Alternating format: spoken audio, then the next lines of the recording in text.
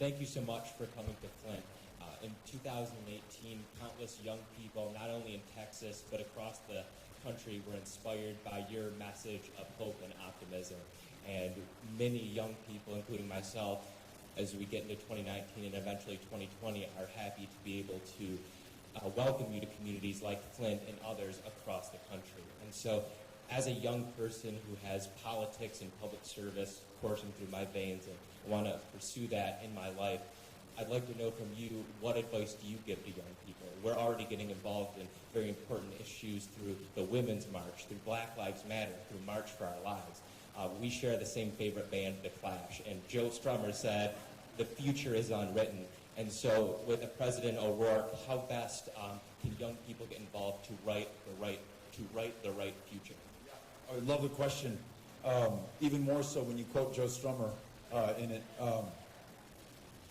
I think you're a great example of the answer to that question. On the most urgent, pressing issues of the day, it is young people who are forcing the change. The House of Representatives just passed universal background checks on gun purchases. Now, they did it because they're wonderful representatives, including Representative Kildee from this district, who is a good friend, an amazing public servant. But they really did it, if you were to administer truth serum, in large part because they were forced to do it.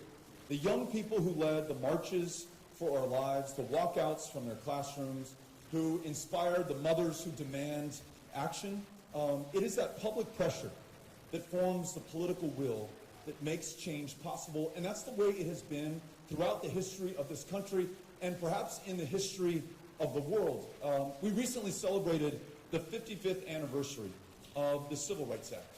And as a Texan, I'm really proud of Lyndon Baines Johnson for signing that into law, for using limited political capital at the beginning of his first term in order to get that through.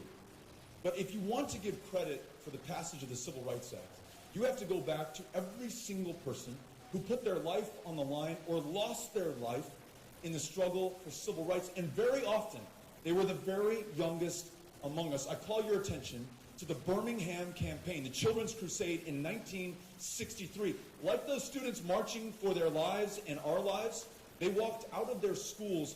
1,200 of them were arrested. Weren't marching in the streets, weren't cheering, weren't holding signs, were arrested, spent the night in jail. They used fire hoses that could peel the bark off trees on kids. There's an iconic image of 3 teenagers who are being blasted up against a wall. And I think the caption of that photo says they're fighting a fire that will never go out. They shocked the conscience of this country. And they forced people who did not have the same skin as they did to put themselves in their place, to see themselves in their fellow Americans, and to call their members of Congress, and to produce the political capital that would force that change. And so what you're doing right now, being here, holding me accountable, running for office, I hope, knocking on doors, engaging with other young people, that creates the movement that will force the change in this country. It will not solely be, and maybe not in particular because of who the next president is or the composition of our Congress. In a democracy, government of, by, and for the people, it is on every single one of us to make this happen. And the vanguard has been, will be, the young people like you leading the way. Thank you for asking the question. Appreciate it.